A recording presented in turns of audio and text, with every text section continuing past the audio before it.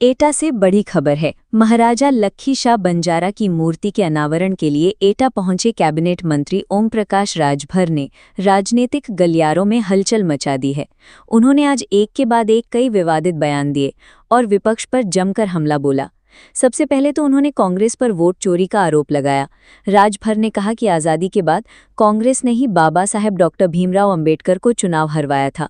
उन्होंने सपा को भी आड़े हाथ लिया और कहा कि सपा कांग्रेस और भाजपा की बी टीम है। उन्होंने कहा कि जब एबीवीपी जैसे छात्र संगठन के साथ सपा और कांग्रेस खड़ी हैं तो ये सीधे तौर पर भाजपा को फायदा पहुंचा रही हैं। बड़ा यू टर्न तब देखने को मिला जब एबीवीपी के छात्रों को गुंडा कहने वाले अपने पुराने बयान से वो पलट गए। उन्होंने साफ कहा कि उन्होंने इस तरह का कोई बयान नहीं दिया था और जब उन्होंने कुछ कहा ही नहीं तो वो माफ़ी क्यों मांगे। उन्होंने आगे कहा कि देश में कानून का राज है और जिसने भी कानून तोड़ा है वो जेल गया है। राजभर ने सपा सुप्रीमो अखिलेश यादव पर भी तीखा प्रहार किया। उन्होंने कहा कि अखिलेश जब सत्ता में थे तब उन्होंने एक भी बंजारा को टिकट नहीं दिया। उन्होंने ये भी दावा किया कि अखिलेश यादव जहां भी चुनाव प्रचार के लिए जाते हैं वहां भाजपा को ही जीत मिलती है। उन्होंने कहा कि अखिलेश मध्य प्रदेश, दिल्ली और अब बिहार जाकर भाजपा की जीत सुनिश्चित कर रहे हैं। उन्होंने यहां तक कहा कि सपा सरकार में जीते हुए प्रधानों को भी हरवा दिया जाता था। ये थी एटा से आज की बड़ी खबरें। हम आपको इस पूरे घटनाक्रम पर और भी अपडेट देते रहेंगे। देखिए, इस समय कानून का राज है। 8.5 साल हो गया एनडीए गठबंधन की सरकार यूपी में। प्रदेश में कहीं दंगे नहीं हुए, न कर्फ्यू लगे। अगर कहीं कोई घटना हो भी रही है तो 24 घंटे के अंदर पुलिस उस पर कार्रवाई करके या तो वो सलाखों के अंदर पहुंचा दे रही है। और जो केंद्र और प्रदेश सरकार की जो योजनाएं हैं वो जनता तक पहुंच रही हैं। चाहे वो किसान सम्मान निधि की बात हो, सीधे किसान के खाते में जा रही है। आयुष्मान कार्ड जिनका बना है वो अपना लेके जा रहे हैं हॉस्पिटल में, जो बीमार हो रहे हैं तो उनका इलाज हो रहा है उस आयुष्मान कार्ड का। और जो भी योजनाएं, जैसे अभी जीरो पॉवर्टी स्कीम बनी पंचायती विभाग की तरफ से, 15 लाख परिवार को आवास, शौचालय, pension, ration card, Ayushman card, साल भर में 1.25 लाख रुपया रोजगार देकर कमाने के लिए ये व्यवस्था, और 15 लाख बच्चों को निःशुल्क शिक्षा 1 साल के अंदर वो लागू होने जा रही है व्यवस्था। अखिलेश यादव कह रहे हैं कि बीजेपी जाएगी तब विकास होगा। 5 साल तो अखिलेश जी खुद मुख्यमंत्री थे, तब विकास तो इतना किया कि एक भी बंजारा को टिकट नहीं दिया। आप उठा इतना विकास।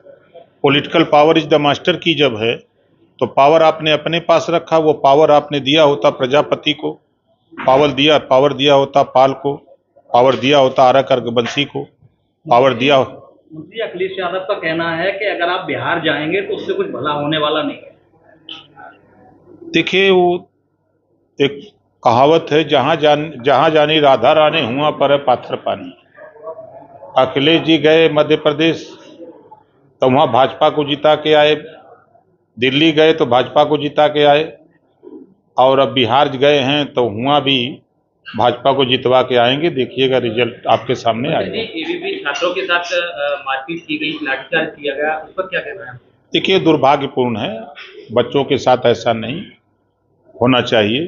पुलिस ने जो काम किया उसमें जांच हुई। जांच में जो बच्चों की मांग थी छात्रों की, उसमें सरकार ने उस विद्यालय को जो एलएलबी की मान्यता थी उसको दे दिया है।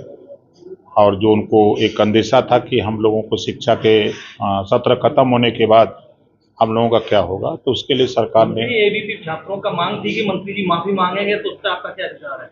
किस बात की? जो हमने कोई, देखिए, ये समाजवादी पार्टी के लोग प्रचार कर रहे हैं। उदाहरण, एबीपी छात्र संघ भारतीय जनता पार्टी का एक छात्र संगठन है, और उसके साथ खड़ा कौन था? समाजवादी पार्टी, कांग्रेस के लोग। ये लोग बी टीम वाले हैं। यही लोग हल्ला करते हैं, यही लोग उपद्रव कर रहे हैं।